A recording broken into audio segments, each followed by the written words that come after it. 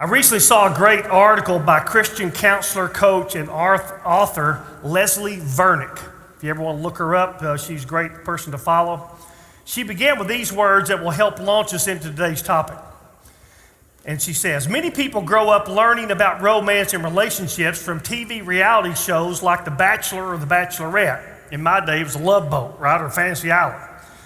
We will enjoy seeing love blossom. We all enjoy seeing love blossom, magical dates, and romantic proposals. But after 21 seasons of The Bachelor, only one bachelor is married to the woman he chose on the show. Sean Lowe married Catherine Giudice, I guess how you say the name. Falling in love is easy for most people. Staying in love over the long haul is much, much harder. So what does the word love even mean? People love their pets. They love their favorite food and drink. They love their favorite sport, team, hobby. They love a good movie. They love friends and family. Some people love power and some money. Some people love to do drugs. And some people love Jesus. So what on earth does love mean? Verdict goes on to say, love is an inadequate word to describe all of these feelings and actions. The Eskimos have 22 different words for love. English has only one. When someone says, I love you, what does that really mean? Does it mean I enjoy you? What happens when I don't enjoy you anymore? When you've gotten boring or had a hard day or don't act very fun or wonderful to be around, does that mean that I don't love you anymore? Sometimes I think that what someone really means when he or she tells someone I love you is, I love the way you make me feel. And I will concur, that's what most people mean by that. You bring me pleasure, you turn me on, you make me feel good about myself. And the downside of that kind of love is when you fail to do those things for me, I will no longer feel love for you. Perhaps I never loved you at all. What I really loved was you loving me. Many people are not really looking for someone to love, but for someone to love them. But then again, what does that mean? Does it mean when someone loves you that he or she always indulges your every wish?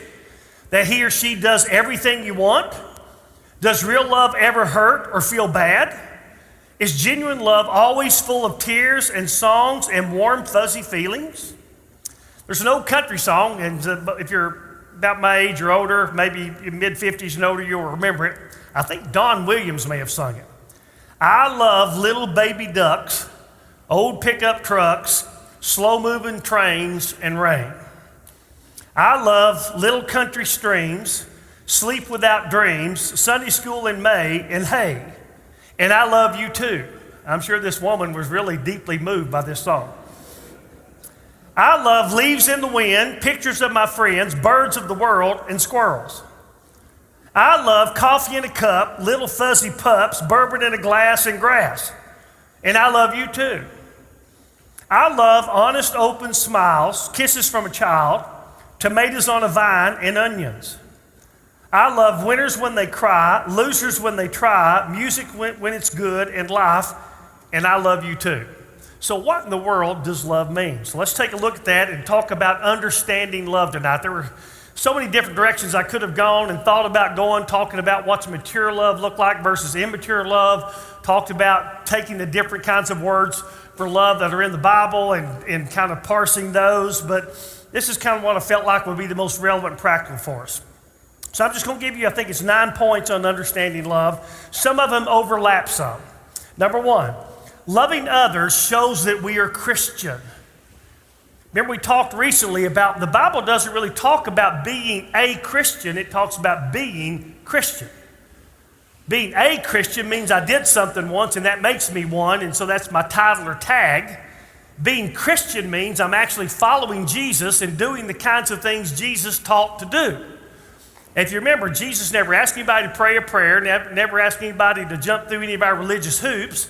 He just told people to follow him, to love like he loved, to care like he cared, to have the kind of morality he had. So loving others shows that we are Christian. John 13:35, by this all men will know that you're my disciples, if you have love for one another. And then 1 Corinthians 13, 1-3 says, if I do not have love, I'm nothing. So he goes through three little explanations there, but at the end of them, all of them is, doesn't matter what I do, if I give away all my possessions, if I die for the Lord, whatever I do doesn't matter. Without love, I'm nothing. So loving others shows that we are Christian. Remember in 1 John 4 it says God is love. Number two, real love is a choice that I make.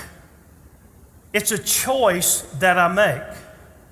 It's not something I feel, it's something I choose to do. Romans 5:8 says, but God demonstrates his own love toward us in that while we were yet sinners, Christ died for us. So he's not just talking about some feeling of love. He's not talking about loving somebody who deserved love. He's talking about loving somebody who did not deserve love, sinners, not people who are righteous like he is. In Matthew 5:44, we're told to love your enemies. Now, how many of you have found this easy to do? Now, if we reduce loving our enemies to a feeling, none of us can do that.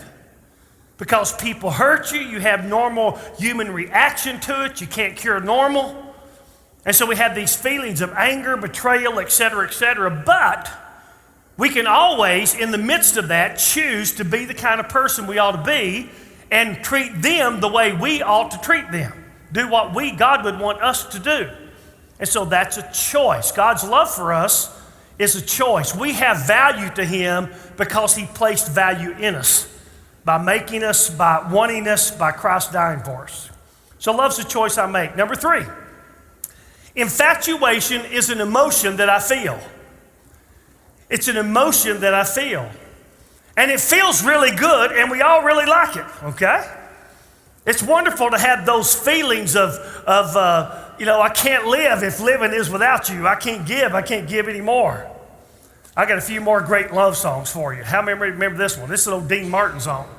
Let me call you sweetheart, I'm in love with you. Haven't seen your face yet, but your legs will do. This was an old song back in the 60s. Love means you never have to say you're sorry. Love means you do a lot of saying you're sorry. How about this one? Hello, I love you. Won't you tell me your name? The Doors. How about this one? Barbara Mandrell, some other people sang it. If loving you is wrong, I don't want to be right. Here's some more recent ones. I'd lie for you. I'd die for you. Everything I do it for you. Is that what real love looks like? Somebody lie for you? And then here's one, I think it's Backstreet Boys. I don't care who you are, where you're from, what you did, as long as you love me. Now that song was written by Mr. Ron. His first name was Mo. You'll figure that out in a minute. He is a moron. If he thinks none of that matters. Those are kind of stupid love songs. And the sad thing is, oftentimes there's one song about, we can be friends and lovers. There's another song, I was trying to think what the name of it is, that it talks about a girl who wants another man, but he wants both of them, and she's given this man a piece of her that this man will never have of her heart. And I mean, it's just beautiful, beautiful song that is just horrifically wrong. Infatuation is a feeling we get, and I'm going to talk to you about what happens in that in a moment. But I've got Samson here. Samson was a guy who experienced infatuation. He sees a girl, she turns him on, he's got to have her. And so in Judges chapter 4, verse 11, he sees a girl and he says to his father, get her for me, for she looks good to me. She's a Philistine woman, and he goes and gets her for a wife. And then eventually she's taken from him, given to a friend, and there's a whole story that I won't get into. You can go read in chapter 14. And then we get to chapter 16. It says Samson went to Gaza and saw a harlot there. And so he hooks up with this harlot. And then in verse 4, he meets the most famous of all of his girls, Delilah. And so he marries Delilah, and if you remember, Delilah was approached by the Philistines to find out the secret of his strength. Samson was a Nazarite, and so from his birth, his father was told, from his birth, he'll never cut his hair, he'll never drink anything from the vine. He'll never drink any wine or even grape juice or eat a grape. And he would be dedicated to the Lord. So Samson had this superhuman strength. And so several times the Philistines thought they had him, and then he would defeat them all. And So anyway, they go to Delilah and they get her to try to trick him. So I believe it's 4 times she says, what's the secret of your strength? One time he said, if they'll tie my hands in fresh cords. And so she goes to sleep and she ties his hands up, and then she says, Samson, the Philistines be upon you. He wakes up, snaps the cords, beats those guys up, and then comes to step 2. And then one with some new ropes, there's 4 of them. One is put his hair in locks. And so 4 times she says, what's the secret of your strength? 4 times he goes to sleep and wakes up in that condition with her saying, the Philistines are upon you. Now about this time, don't you think Samson ought to get on a camel and go down to the clue store and pick one up? I mean, he ought to get a clue here. This is not a good woman. But he's crazy about her. And eventually, if you remember, they came in. He finally told her, said, how could you say you love me when your heart's not with me? But see, infatuation makes people do crazy things. And so she comes, finally he breaks down, says, I've never had my hair cut. If you cut my hair, my strength is gone. He goes to sleep, she cuts his hair. Samson, the Philistines are upon you. He wakes up, and sure enough, his strength is gone. He says he did not know that the Lord had departed from him. And so if you remember at that point, he got put in prison. Eventually he was pushed around this big grinder, and his hair grew back, and he knocked the temple down and killed a bunch of Philistines. God made him. His purpose from God was to help deliver Israel from this Philistine oppression. And in the end he did, but he did it for revenge. Samson was a mess. We make a hero out of these little children's books. He was a total mess. And he'd see a woman and go, oh man, I gotta have her. If you had 99 good women in a room and one awful woman, Samson would have picked the dud every time. He would look at her, get infatuated, his brain would go out the window. Somebody said, whenever somebody says they're in love, deduct about 50 IQ points. And I'm going to tell you why that's true here in a minute. So infatuation is the emotion that I feel. And so kids get infatuated, people get infatuated. It's like a drug that we'll see in a moment. And I've seen people throw away everything they cared about because they were caught up in infatuation. Now here's the 4th thing. The Bible tells us to love, not to fall into it. The Bible doesn't talk about falling into love. It tells us to love. In Ephesians 5:25, for example, husbands, love your wives as Christ loved the church and gave himself for her. That's something that a man does. That's a choice that he makes. That's a behavior that he decides upon. And see, what happens is when people get infatuated and they, quote, fall into love, then they kind of lose their sense. And there's a great article written by a person named Taryn Hillen who explains, it talks about what happens to your brain when you, quote, fall in love. Explains why feeling in love gives us the equivalent of a drug-induced euphoria. The feel-good hormone dopamine and where's my wife here? Help me out here. Norepinephrine, there you go, thank you. When they get released in your brain, just like they do with a gambling or drug addiction, same thing happens in your brain.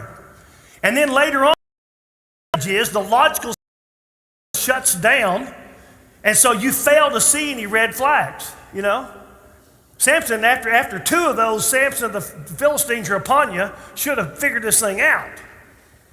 But see, when people get infatuated, they feel this crazy euphoria, and their logic goes out the window.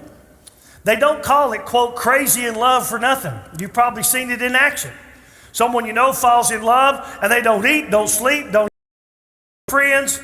They make irrational, illogical decisions, like blowing a month's rent on the last-minute romantic getaway. Of course, you vow you'll never do anything like that nutty, but guess what? People in love almost can't help acting crazy. So here's what happens in your brain. Your brain goes into overdrive and starts producing the stimulant dopamine, a chemical that makes you happy and makes your heart pound every time you know who walks in the room. All those hormones override the part of your brain that governs rational thought. So you tend to choose taking a long lunch with your new crush instead of getting back to work.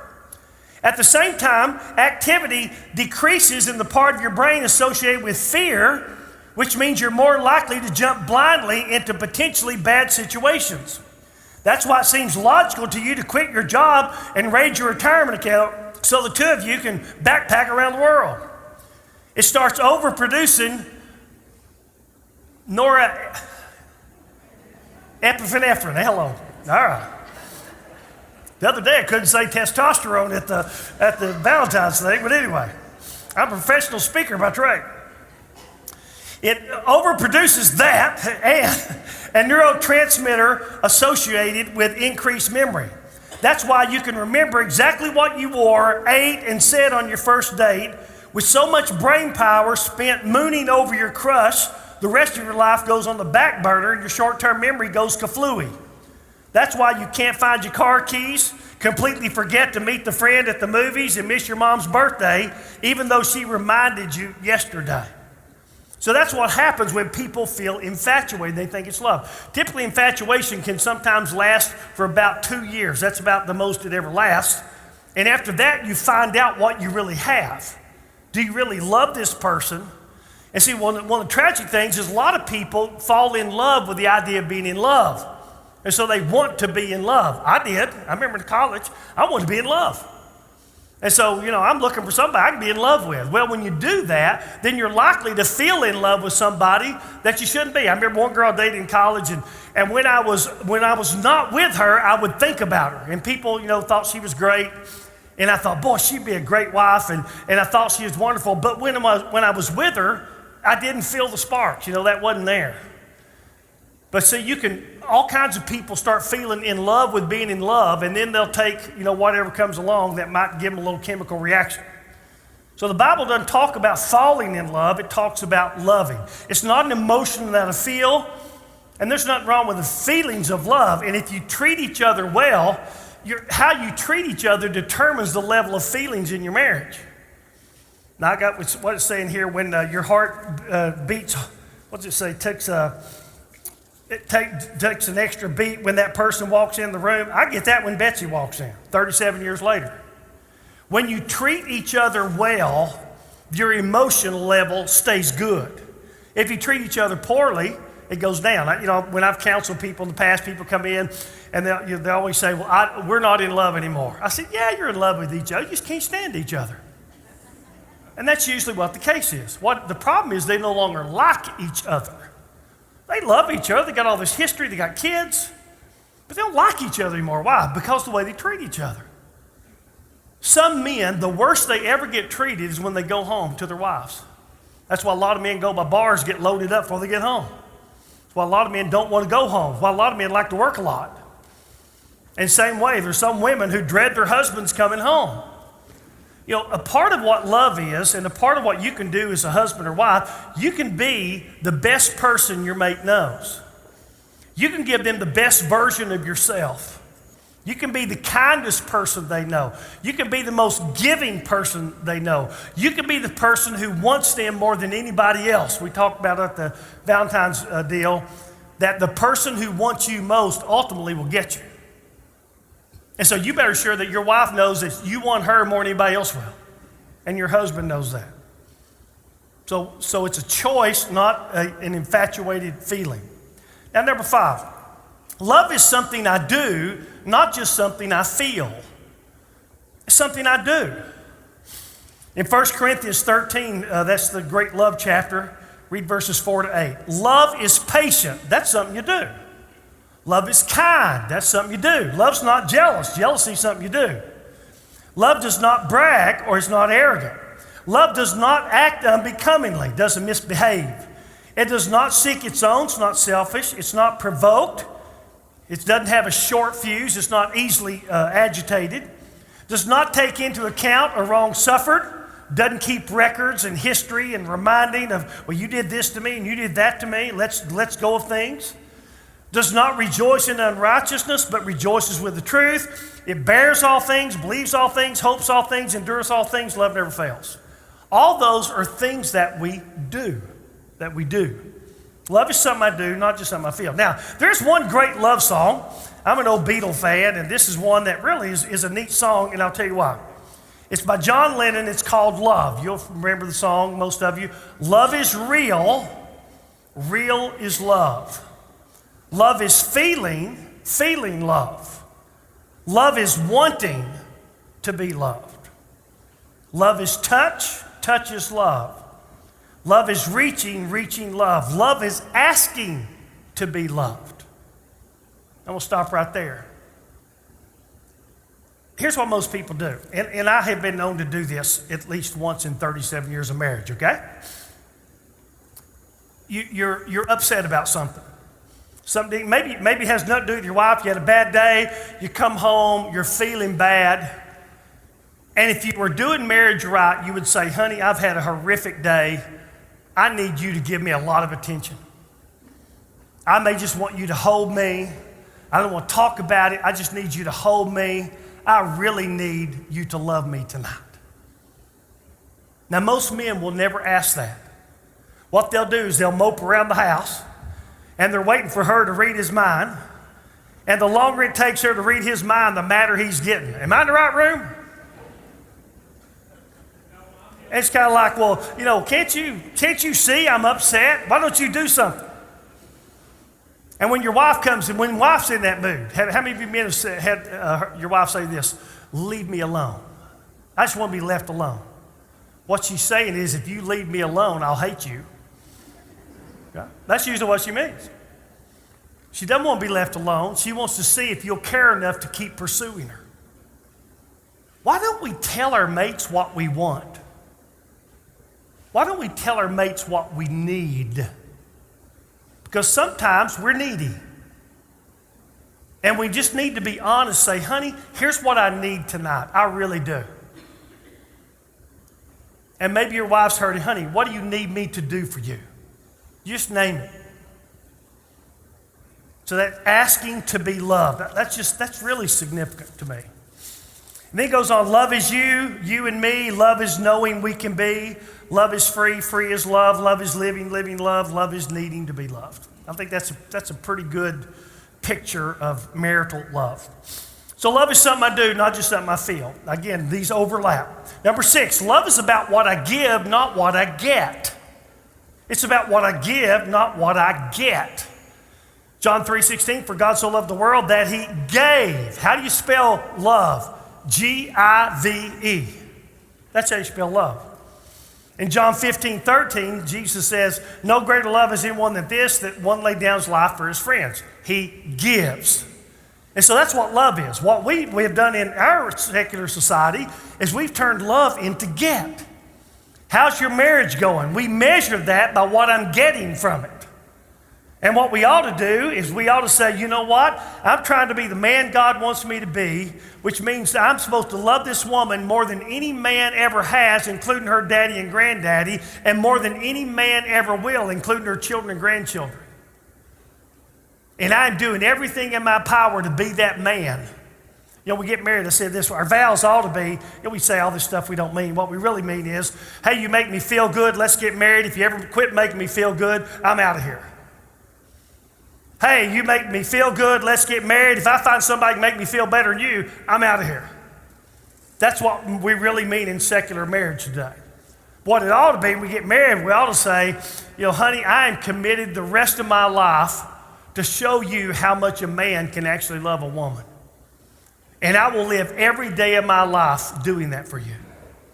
And she says, I will live every day of my life showing you how good a woman can be to a man. That's what it ought to be. Love is spelled G-I-V-E.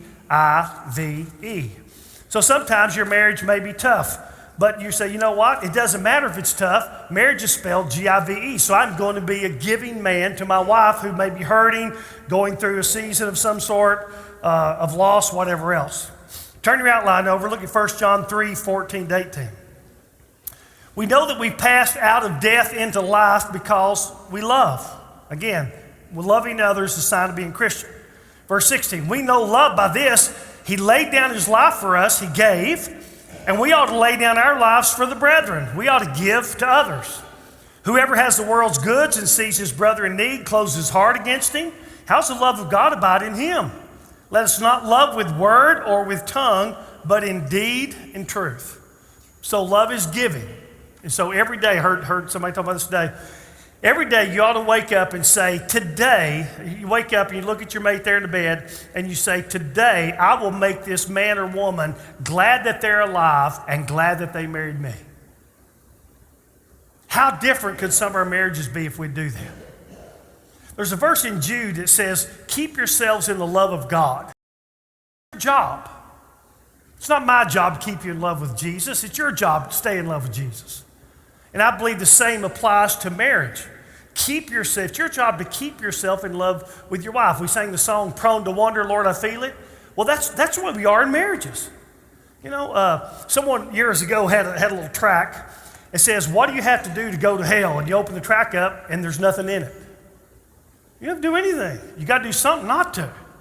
What do you have to do to wreck a marriage? Anybody know? Nothing. It's going to wreck. What you got to do is manage it in such a way that it never does. What do you got to do to fall out of love with somebody? Talking about the emotion now. Nothing. It's going to happen. You got to do something to keep yourself in love. Keep your heart tuned in. Keep reminding yourself that this person is God's gift to me. You know, when I get to heaven, the first question is not going to be, what kind of pastor and leader were you? The first question is going to be, what did you do with this woman I gave you? My daughter. I trusted her and gave her to you. How'd you treat her?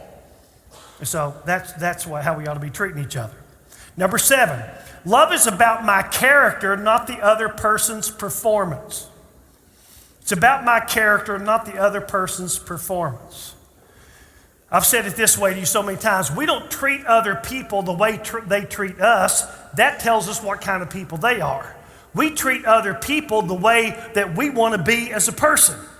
This is the kind of person I am, so I will treat you well. If you mistreat me, that's the kind of person you are. But I will not treat you the way you treat me, because the way you treat me tells me who you are. The way I treat you tells you who I am. So it's a choice of character, not the other person's performance. In Luke 6:35, Jesus says, love your enemies and do good, and your reward will be great, and you will be sons of the Most High, for he himself is kind to ungrateful and evil men. See, God's love for people has nothing to do with people. He loves because that's who he is. And that's how we love. With your children, you got to love them this way. You love them because I'm your father. How many of you ever had this thought in your head? I brought you in this world, I can take you out. Come on, how many of you had that one, right? You know? You have children, then you realize in the animal kingdom why parents eat their young. You know, you'll figure that out sometime. But you know what? You keep loving them no matter how many times they break your heart, no matter what they do, because your love for them isn't based on their performance. Your love for them is based on the fact that you're their dad. You're their mom.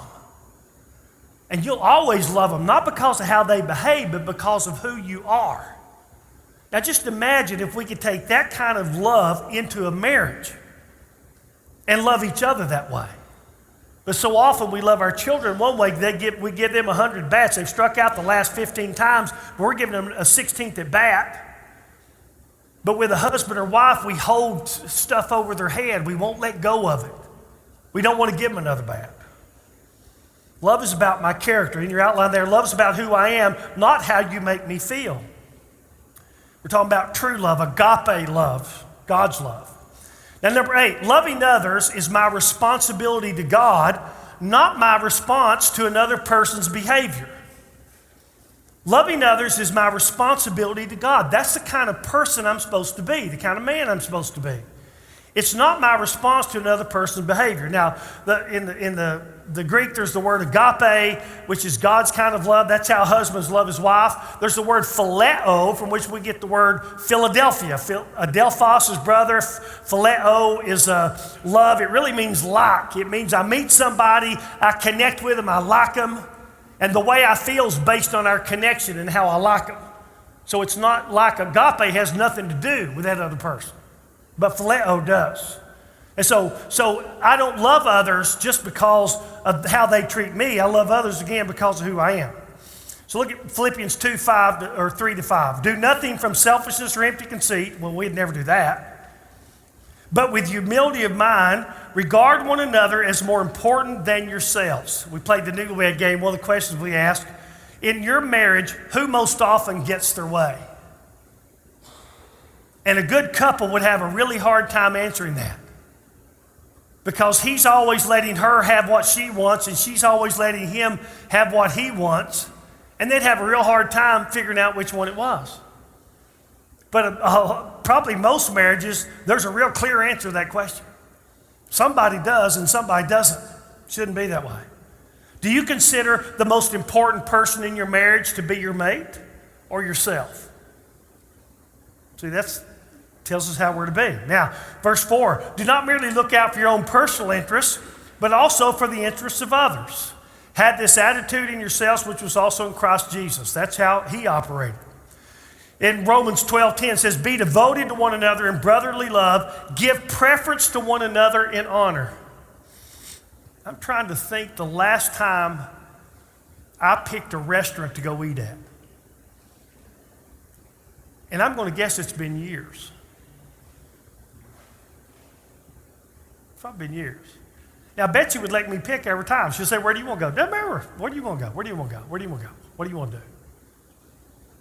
Give preference to one another in honor.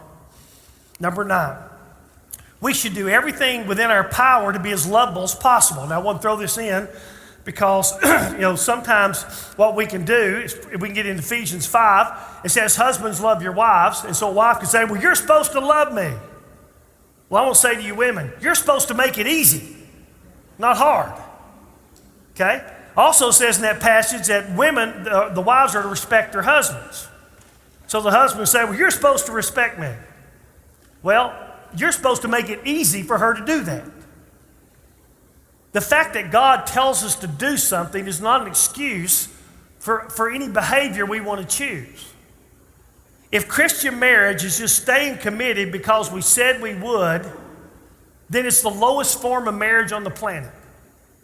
Now, sometimes we do that in rough spots. But a Christian marriage ought to be the best marriage on the planet. We stay together because we're still crazy in love with each other. It's not just about a commitment. It's not about a past commitment. It's a current commitment. It's an everyday commitment. So we ought to do everything in our power to be as lovable as possible. 1 Peter 1:15, like the Holy One who called you, be holy yourselves in all your behavior. If a mate catches a mate being dishonest, how do you get over that? How many times now do you have to be honest to cover that one? When somebody has a real character flaw, you just jeopardize the relationship. Don't do that. Be holy yourselves in all your behavior. Be the kind of person, I talked to last week, I was next door talking to guys about staying pure. And I talked about, a whole gamut of things, but I talked about being the man, the kind of man that you want your future wife to be, being that kind of woman, wherever she is right now. I said, be the kind of man that you want your daughter to marry someday. Be the kind of man you want your granddaughter to marry someday. And that's being a person of character. 2 Corinthians 8:21 says, we have regard for what is honorable, not only in the sight of the Lord, but also on the side of men. So again, you're not doing things that are offensive to them. If you want some great marriage advice, here it is. Find out what they like and do a lot of it. And find out what they don't like and stop it. That's everything you need to know about marriage right there. Hey, she likes this, so do a lot of it. Well, she didn't like that. Stop it. Don't do that. We make it so complicated. Romans 12:18, if possible, so far as it depends on you, which means it isn't always possible, but you can do your part, be at peace with all men. That's a part of being lovable. I'm not going to be a contrary, difficult person to live. How many of you have known somebody who's just difficult to be around? Surely you know somebody. Well, don't be that person. Be somebody that everybody would say, gosh, yeah, you can be around him. He's great. She's great. Philippians 2:15, prove yourselves to be blameless and innocent, children of God, above reproach, in the midst of a crooked and perverse generation among whom you appear as lights in the world. In other words, be a person of integrity. Be the kind of person, men, that your wife can respect, admire, love. You know, I don't know how many times Betsy's asked me this. Gosh, she hates when I talk about her, but anyway. It's Valentine's Day, honey. I can do it tonight. We're both in red, okay? Hundreds of times she has said to me in our marriage, "Thank you for asking." And hundreds of times I've said, "Thank you for saying yes." If I had 1,000 chances to marry again, I'd pick her, all 1,000 of them. I told her if she ever left me, I was going with her.